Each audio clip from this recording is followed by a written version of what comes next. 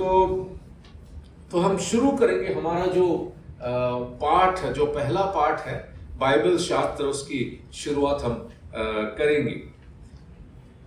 जब हम बाइबल शास्त्र के बारे में देखते हैं तो सबसे पहला सवाल उठता है कि बाइबल शास्त्र पढ़ने की जरूरत क्यों है। आपसे पूछ रहा हूं, बाइबल शास्त्र पढ़ने की जरूरत क्यों है? आपको आंसर देना पड़ेगा। मराठी में भी दे सकते हैं, मैं समझ जाता हूं।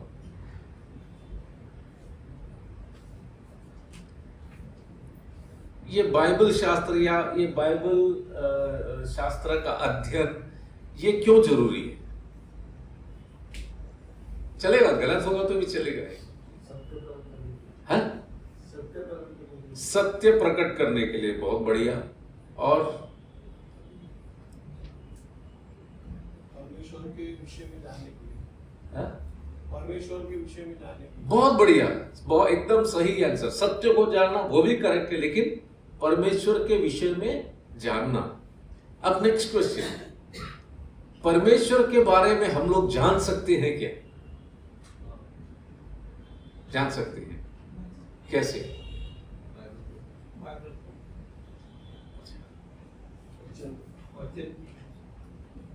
वचन के द्वारा और सृष्टि के द्वारा। बहुत बढ़िया। और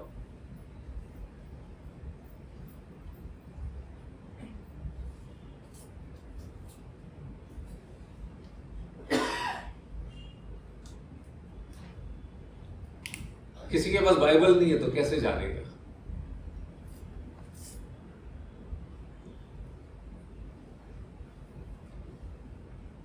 ये सब विचार, ये सब प्रश्न हमारे मन में उठना चाहिए जब हम क्लास में बैठे।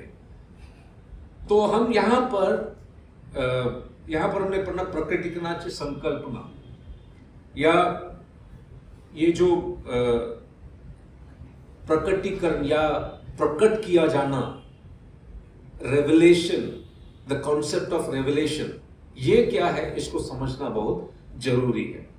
तो सबसे पहले जब हम द कॉन्सेप्ट ऑफ रेवलेशन देखते हैं या प्रकटीकरण की अवधारणा को देखते हैं, तो उसमें सबसे पहला हमें इस बात को समझना है कि ये रेवलेशन का जरूरत क्यों है, ये प्रकटीकरण का जरूरत क्यों है, ये जो प्रकाशन की आवश्यकता क्यों है। तो सबसे पहला पॉइंट हम जो देखेंगे वो ये है कि प्रकाशन की आवश्यकता क्यों है। प्रकाशन की आवश्यकता इसलिए है क्योंकि मनुष्य अनादि काल से परमेश्वर को खोज रहा है, परमेश्वर को पाना चाहता है, वो परमेश्वर को ढूंढ रहा है, परमेश्वर को समझने की कोशिश कर रहा है। और परमेश्वर को अगर हम कोई डेफिनेशन में परमेश्वर का एक परिभाषा देना अगर हम चाहेंगे तो वो क्या है, वो बहुत ही मुश्किल है। परमेश्वर को डिफाइन करना बहुत ही मुश्किल है। और अगर हम परमेश्वर को डिफाइन जब करते हैं, उसके ताकत को अगर हम समझ नहीं पा रहे हैं, जब तक उसके ताकत को हम नहीं समझेंगे, तो जो भी डेफिनेशन हम देंगे या उसके सामर्थ्य को जब तक हम नहीं समझेंगे, तो जो भी डेफिनेशन हम देंगे वो नकारात्मक रहेगा, वो नेगेटिव रहेगा।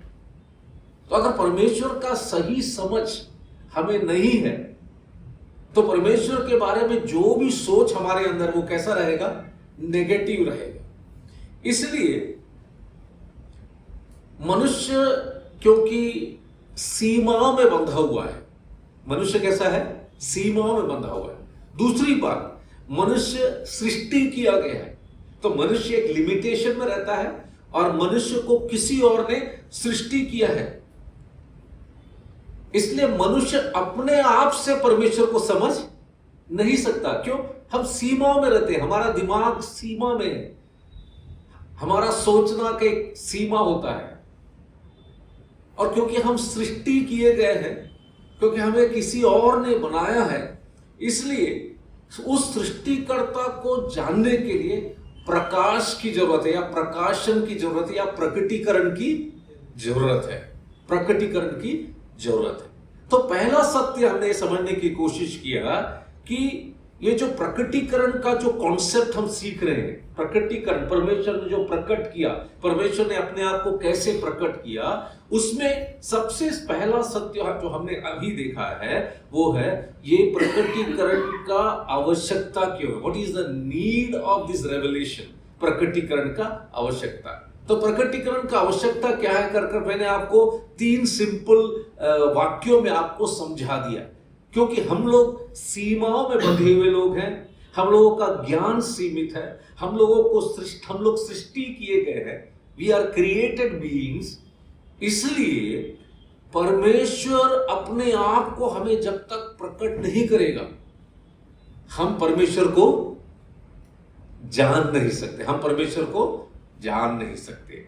तो ये पहला सत्य in the concept of revelation या प्रकटीकरण का जो अवधारणा है या जो प्रकाशन का जो अवधारणा है या जो कॉन्सेप्ट है, ये क्या है समझने के लिए सबसे पहले हमने क्या देखा,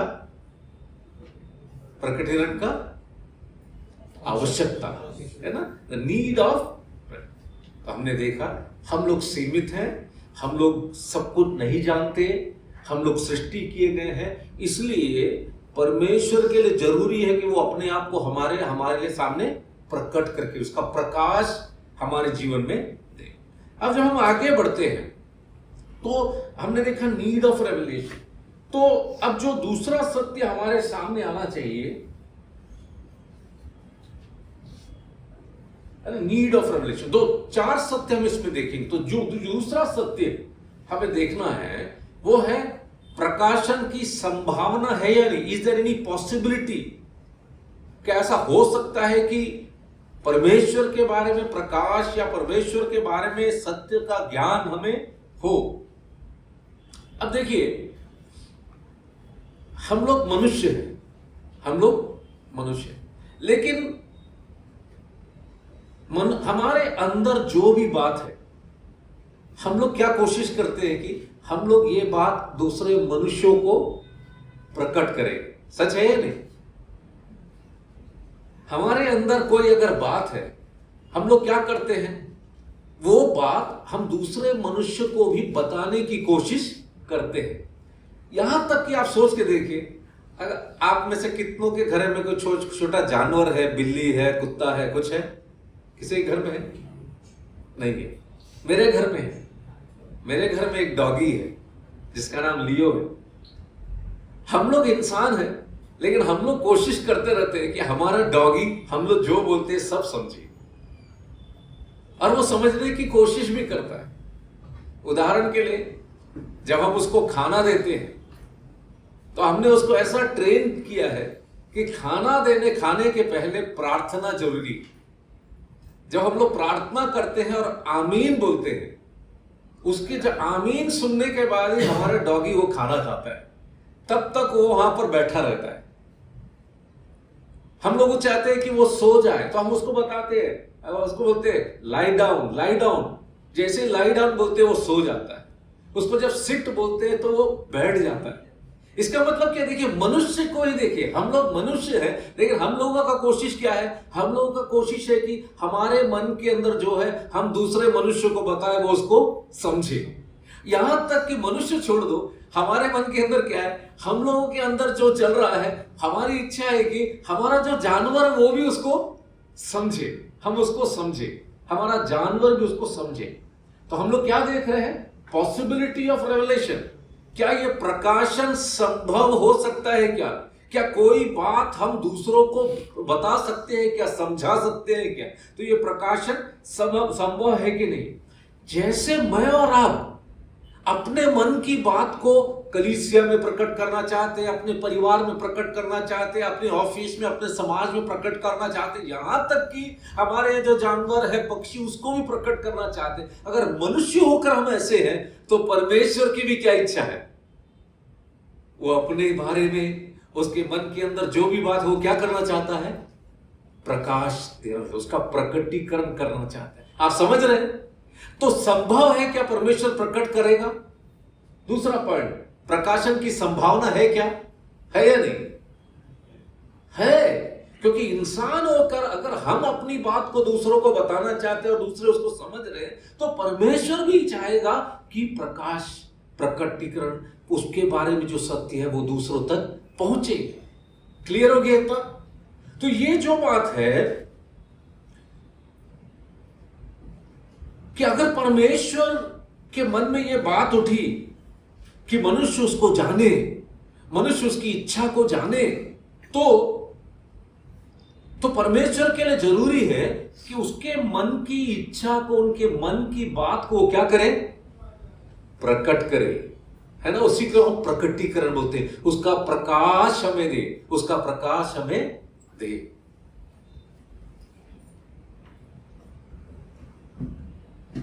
क्लियर हो गया? अगर हम लोग ऐसे, तो परमेश्वर की भी क्या इच्छा है, परमेश्वर की मन की जो बात है, परमेश्वर जो कहना चाहता है, परमेश्वर जो मनुष्यों के बारे में सोचता है, उन सारी बात को परमेश्वर की इच्छा क्या है, ये सब बातों को परमेश्वर मनुष्य को क्या करना चाहता है? प्रकट करना चाहता है, उसका प्रकाश देना चाहता है, उसका प्रकटीकरण देना चाहता है। और ये प्रकटीकरण आवश्यक है। क्यों? अगर ये प्रकटीकरण नहीं होगा तो परमेश्वर के पास कोई अधिकार नहीं है कि मनुष्य को दोषी ठहराए कि तूने पाप किया, तूने मेरी आज्ञा नहीं। समझ रहे हैं? देखिए कैसा जुड़ा हुआ है वो, कैसा जुड़ा हुआ है। तो जो प्रकटीकरण का या प्रकाशन का संभावना, पॉसिबिलिटी है, पॉसिबिलिटी है। क्यों? अगर परमेश्वर बातों को प्रकट नहीं करेगा तो परमेश्वर को कोई अधिकार नहीं है कि हमसे बोलने के लिए कि तूने पाप किया, तूने गलती किया, तूने ऐसा किया, तूने मेरे इच्छा को पूरा नहीं किया। आप समझ रहे हैं?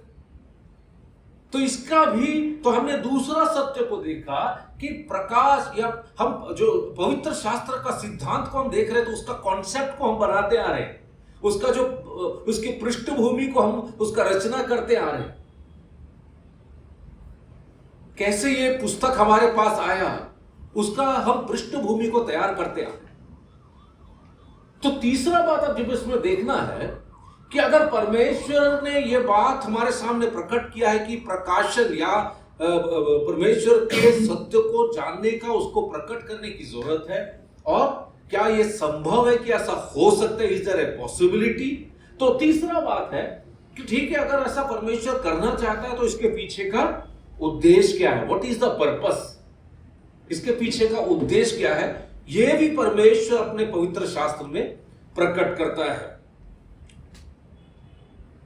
देखिए, अगर परमेश्वर ने हमारी सृष्टि की है, परमेश्वर ने हमारी सृष्टि की है, तो परमेश्वर हमेशा चाहेगा कि उसका हमारे साथ संबंध हो, उसका हमारे साथ संबंध। उदाहरण के लिए, हमारे घरों में जब नए बच्चे आते हैं, नए बच्चों का जन्म होता है,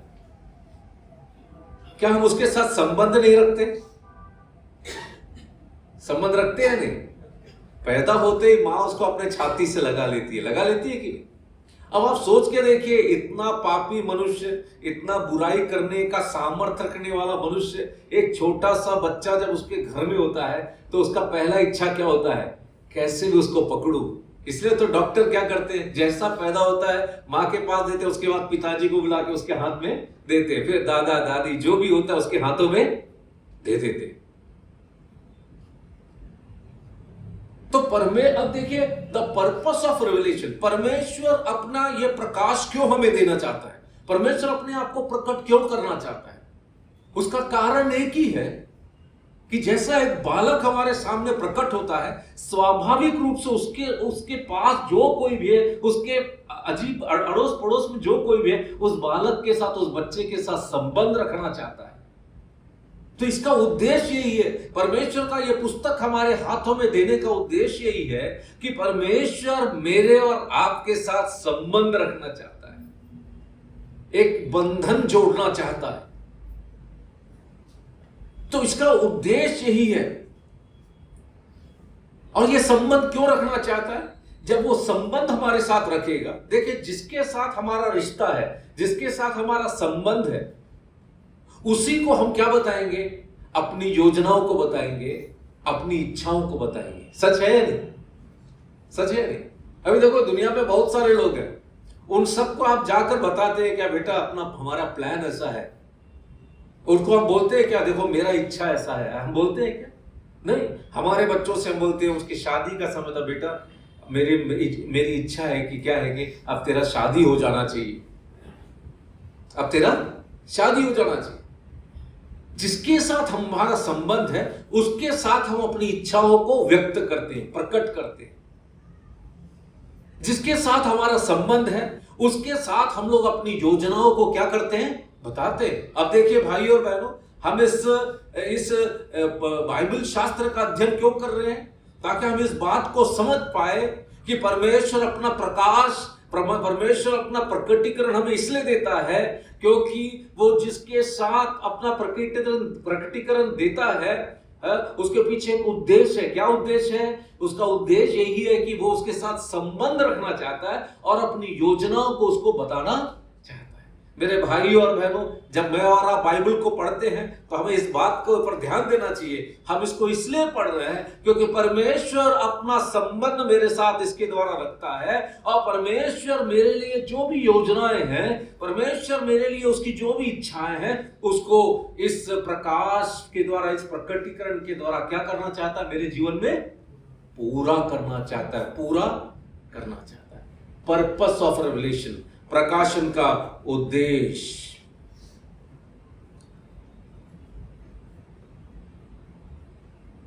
और ये जो संबंध परमेश्वर हमारे साथ रखता है, ये संबंध जब तक नहीं है मनुष्य के जीवन में दो चीज नहीं आएगा। मनुष्य के जीवन में आनंद नहीं आएगा, मनुष्य के जीवन में आशीष नहीं आएगा। मनुष्य के जीवन में आनंद नहीं आएगा, मनुष्य के जीवन में आशीष नहीं आएगा। अब आप सोच के देखिए, ये अगर हमारे पास नहीं होता, ये अगर मनुष्यों को दिया नहीं गया जाता, परमेश्वर अपने आप को प्रकाशमान या प्रकट नहीं कर पाता। और प्रकट नहीं करने के कारण परमेश्वर की योजना जो मेरे और आपके लिए है, परमेश्वर की इच्छा जो मेरे और आपके लिए, मैं और आप कभी समझ नहीं पाते। इतना ही नहीं, अगर इसके द्वारा परमेश्वर, इस प्रकाश के द्वारा या इस प्रकटीकरण के द्वारा परमेश्वर का उद्देश्य पूरा हो रहा है। क्या उद्देश्य पूरा है? ना केवल अपनी इच्छा को प्रकट कर रहा है, ना केवल अपनी योजनाओं को मेरे और आपके जीवन के प्रकट कर रहा है, लेकिन वो हमें कुछ देना भी चाहता है। इसके द्वारा, इसके पालन के द्वारा, इसके प्रकाश के द्वारा, इसके जानकारी के द्वारा परमेश्वर अपना आशीष को मेरे और आपके जीवन में उंडेलना चाहता है। परमेश्वर अपने आनंद को मेरे और आपके जीवन में उंडेलना चाहता है। तो हमने तीसरा सत्य को उसमें देखा। चौथा सत्य जो हम उसमें देखेंगे, आपके नोट्स में भी है, लेकिन मैंने उसको पॉइंट वाइज कर दिए। ये जो पॉइंट है आपके नोट्स में नहीं मिलेंगे, ये पॉइंट आपके नोट्स में है। मेन पॉइंट मिलेगा प्रकाशन की अवधारणा, ये पॉइंट मिलेगा। ये पॉइंट आपके लिए स्पेशली बनाया ताकि आप पढ़ते समय आपको इजीली उसको समझने के लिए आप उसको समझ पाए। तो जब अब बाइबल और प्रकाशन या जो प्रकटीकरण है उसको जब हम देखते हैं तो सबसे पहला सवाल मेरे और आपके मन में उठना चाहिए, क्या बाइबल सचमुच में परमेश्वर का प्रकाशन है? क्या बाइबल की हर बातें सचमुच में परमेश्वर की बातों का प्रकटीकरण है? परमेश्वर ने बाइबल के द्वारा ही क्या सब कुछ प्रकट किया है? तो बाइबल और प्रकाशन, इसको भी समझना बहुत जरूरी है, क्योंकि इस दुनिया में बहुत सारे धार्मिक पुस्तक हैं, है कि नहीं? और जितना भी धार्मिक पुस्तक है, उदाहरण के लिए कुरान हो गया, गीता हो गया, या किसी भी धर्म का कोई भी धार्मिक पुस्तक हो, वो धार्मिक पुस्तक का जब लोग उसको प्राप्त करते हैं तो उसको मानने वाले क्या कहते हैं कि ये हमें हमारे परमेश्वर की ओर से मिला है। अब जिसके पास बाइबल भी है वो भी वही दावा कर रहा है। अब इसमें से सत्य कौन सा है? बाकी सब लोग भी उस बात का दावा कर रहे हैं कि हमारा जो धार्मिक पुस्तक है ये हमें परमेश्वर से मिला। ठीक वैसे ही बाइबल। लेकिन हम बाइबल को जब पढ़ते हैं, बाइबल खुद दावा करता है।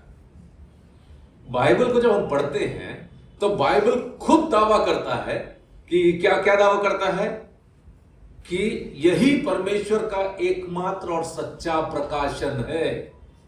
यह पुस्तक खुद दावा करता है, यह पुस्तक खुद बताता है कि इसी पुस्तक के द्वारा परमेश्वर ने अपने आप को क्या किया है, प्रकट किया है। यह अद्भुत बात है। ऐसा पुस्तक कोई और दूसरा नहीं है। यही पुस्तक, केवल यही पुस्तक यह दावा करता है कि इसमें लिखी हुई सारी बात परमेश्वर की ओर से एकमात्र और सच्चा जो प्रकाशन है वो इसमें से ही मिलता है करके ये बाइबल खुद इसका गवाही देता है। और जब बाइबल कहता है कि यही एकमात्र है तो बाइबल इसका कई प्रमाण भी हमारे सामने रखता है, जिसको हम आगे देखेंगे। प्रूफ होना जरूरी है। कोई भी पुस्तक सत्य है, एकमात्र सच्चा पुस्तक है, एकमात्र पुस्तक जो परमेश्वर का प्रकाश मनुष्य को देता है, परमेश्वर की इच्छाओं को मनुष्य को बताता है, परमेश्वर की आशीषों को ले आता है कर अगर बताता है तो उसका प्रमाण भी होना बहुत जरूरी है। प्रूफ, उसका प्रूफ भी होना बहुत जरूरी। प्रभु सहायता करेगा तो नीचे उन सारी बातों में एक एक करके हम जाने वाले हैं। तो हमने पहला सत्य को देखा, प्रकाशन की अवधारणा। मतलब प्रकाशन का कॉन्सेप्ट क्या है, ये प्रकाशन या प्रकटीकरण, इसका कॉन्सेप्ट क्या है, ये क्या है, इसका मतलब क्या है। तो उसमें हमने चार बातों को देखा। एक, प्रकटीकरण की या प्रकाशन की आवश्यकता। दूसरा, प्रकाशन का संभावना, क्या ये पॉसिबल है, क्या ऐसा प्रकाश मिल सकता है मनुष्य को। तीसरा, प्रकाशन का उद्देश्य। चौथा क्या है, बाइबल और प्रकाशन। इतना क्लियर हो गया। ये बात जो मैंने बताया कि ये प्रकाश क्यों हमको मिला, इसके बारे में चार महत्वपूर्ण सत्यों को हमने देखा। अब हम इससे थोड़ा आगे बढ़ेंगे। अब जो सत्य को हम देखेंगे वो है बाइबल की एकता। बाइबल की एकता के बारे में हम देखेंगे, ठीक है। अब उसमें जो पहला सत्य हम देखेंगे वो है कि सामान्य दृष्टि में असंभव प्रतीत होता है। बाइबल की एकता के बारे में देख रहे हैं तो उसमें पहला सत्य हम जो देखेंगे कि सामान्य दृष्टि में, मतलब नॉर्मली अगर हम उसको देखेंगे तो ये कहना बहुत मुश्किल है कि एक ही व्यक्ति ने इस पूरे पुस्तक को क्या किया है, लिखा है। ये प्रकाश एक ही व्यक्ति के द्वारा हमको मिला है ना। थोड़ा उसको समझने की कोशिश करते हैं। अब आप सोच के देख लीजिए, हमारे भारतवर्ष में, हमारे भारतवर्ष के बारे में सोच लीजिए। कोई पुस्तक यीशु मसीह के जन्म के 500 साल 1500 साल पहले किसी ने कोई पुस्तक लिखना शुरू किया। किसी ने कोई पुस्तक लिखना शुरू किया। उसके बाद यीशु मसीह के जन्म के 500 साल पहले, 1500 साल पहले लिखना शुरू हुआ। 1500 साल के बाद 1000 साल निकल गया, 500 साल बाद कोई उसको फिर से कंटिन्यू कर रहा है, ठीक है। उसके बाद यीशु मसीह के जन्म के बाद कुछ लोग उसको वो जो स्टोरी है उसको फिर से लिखना शुरू कर दी। आज से 100 साल पहले, आज से 500 साल पहले वो स्टोरी को कंप्लीट कर दिया। ऐसा संभव है क्या? मैं आपसे पूछ रहा हूं, ऐसा संभव है क्या? 2000 साल पहले कोई कुछ लिखना शुरू किया, उसके बाद 500 साल पहले, 1000 साल पहले कुछ उसके से जोड़कर लिखना, और जब आज हमारे पास वो जब पुस्तक आया एक ही स्टोरी जैसा, संभव है क्या? है? संभव नहीं है।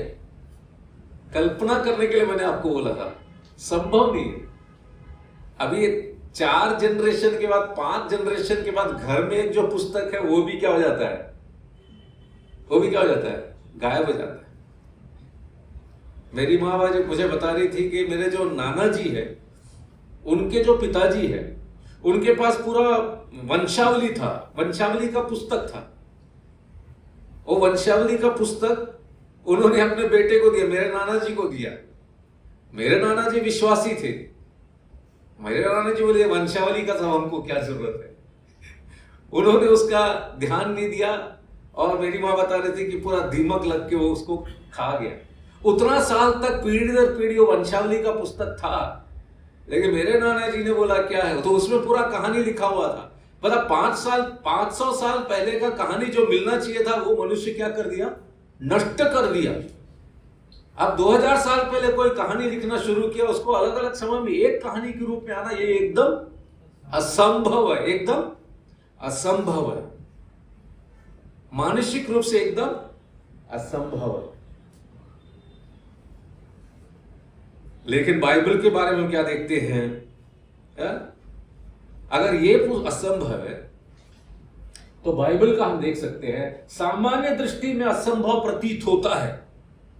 दुनिया में कोई पुस्तक ऐसा नहीं है जिसको लोग अलग अलग समय में, अलग अलग युगों में लिखकर आखिरी में जब वो पुस्तक मनुष्य के हाथ में आया तो एकदम ऐसा लगता है एक स्टोरी शुरू हुआ और वो स्टोरी खत्म हो गया करके। लेकिन बाइबल का वास्तविक लेखन इतिहास को अगर हम देखेंगे तो बाइबल में 66 पुस्तकें हैं। कितना पुस्तकें हैं? 66 पुस्तक है, 66 पुस्तक है। और बाइबल को लगभग 40 अलग अलग लेखकों का उपयोग परमेश्वर ने किया उसको लिखक कर देने के लिए। कितना लेखकों का? 40। और ये सब अभी हम देखते हैं राइटर लोग होते हैं, लेखक होते हैं, उनका काम है पुस्तक लिखना। लेकिन ये जो लेखक लोग थे ये अलग अलग थे। और ये 40 लेखकों में से कोई चरवाहा था। कोई क्या था? चरवाहा था। कौन था वो? दाऊद, है कि नहीं? उसके बाद हम देखते हैं कुछ लोग थे राजा लोग थे। कोई राजा जिसने लिखा? शलोमन राजा, है कि नहीं? और कुछ किसान थे, कुछ मछुआरे थे और कुछ डॉक्टर भी थे, है ना? मछुआरे तो सबको मालूम होगा ना किसने लिखा करके, कौन सा मछली पकड़ने वाले लिखा करके, है? पेत्र। और ये डॉक्टर लोग, किसान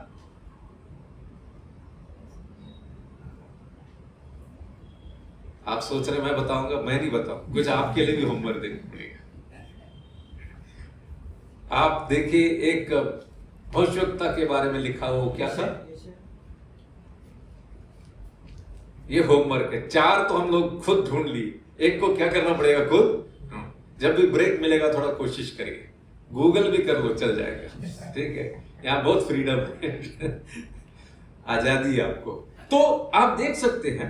और उसका समयावधि क्या है, कालावधि क्या है? लगभग 1500 सालों में उसको लिखा गया। यीशु मसीह के 1400 साल पहले, यीशु मसीह के 1400 साल के पहले, और उसके बाद नया नियम यीशु मसीह के जन्म के 100 साल के अंदर लिखा गया। तो इस प्रकार से 1400 प्लस 100 लगभग 1500 साल के अवधि में अलग अलग 40 से अधिक लोगों ने, जो अलग अलग समाज के लोग थे, इन लोगों ने अलग अलग युगों में, अलग अलग समय में लिखा, अलग अलग समय में लिखा। और ये लोग विभिन्न स्थानों में रहते थे, ये लोग विभिन्न परिस्थितियों में रहते थे, इनका जीवन शैली भी अलग अलग था। हर युग में अलग अलग जीवन शैली था। लेकिन इतना सालों में अलग अलग जगह पे अलग अलग लोगों ने लिखा। लेकिन आज जब कोई बाइबल निकाल के पढ़ता है तो उसको लगता है कि एक ही स्टोरी है, एक ही स्टोरी है। शुरुआत हुआ और अंत हुआ, है ना? मेरा एक सीनियर थे कॉलेज में, जब भी मिलता था एक ही चीज मेरे से पूछता था, यार हम लोगों का जो धर्म ग्रंथ है इसने लिखा, नाम है, इसने लिखा, नाम है, लेकिन तुम लोगों का बाइबल कौन लिखा? तुम लोगों का बाइबल कौन लिखा? तो मैंने उसको बोला ये परमेश्वर ने लिखा है, पवित्र आत्मा परमेश्वर ने, लेकिन अलग अलग मनुष्य नहीं, ऐसा नहीं हो सकता। क्योंकि इतना साल पुराना और अभी यीशु मसीह के जन्म के बाद का ये पूरा स्टोरी एक आदमी ने एक ही टाइम पे लिखा होगा, ऐसा अलग अलग टाइम में लिख नहीं सकता। लेकिन मैंने बोला नहीं, ये आप पढ़कर देखो, ये अलग अलग टाइम में लिखा हुआ है, अलग अलग समय में लिखा हुआ है।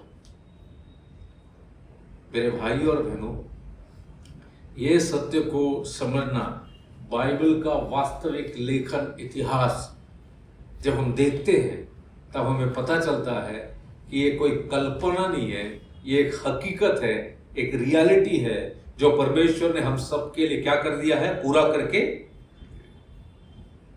लेकिन उसमें तीसरा जो खासियत हम देखेंगे वो है कि विविधता के बीच में हम क्या देखते हैं, अद्भुत एकता को हम देखते हैं।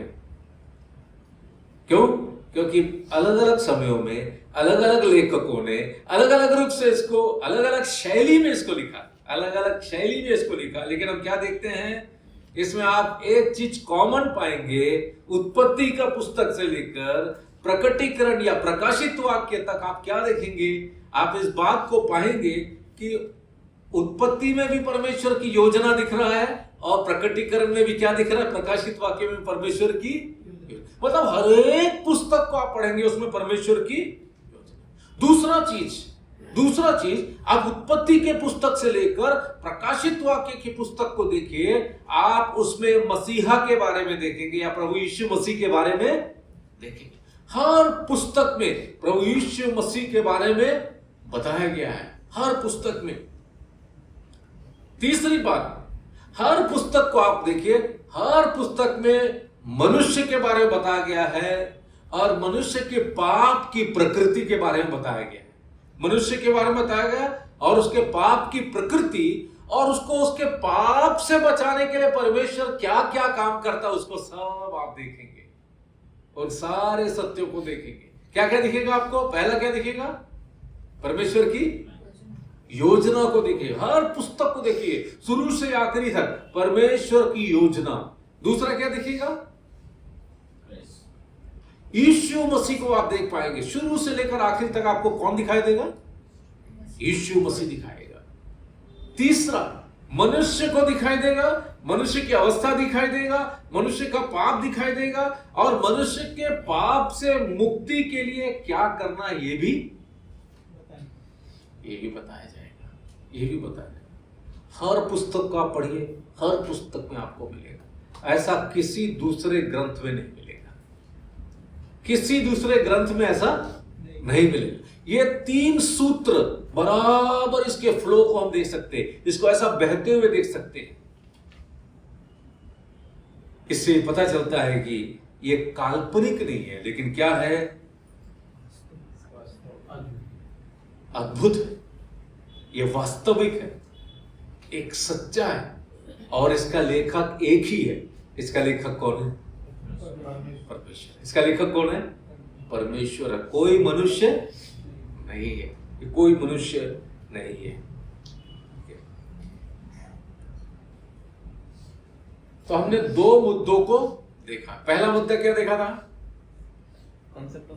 कॉन्सेप्ट ऑफ प्रकटीकरण का जो है कॉन्सेप्ट है, उसको हमने देखा। दूसरा हमने क्या देखा?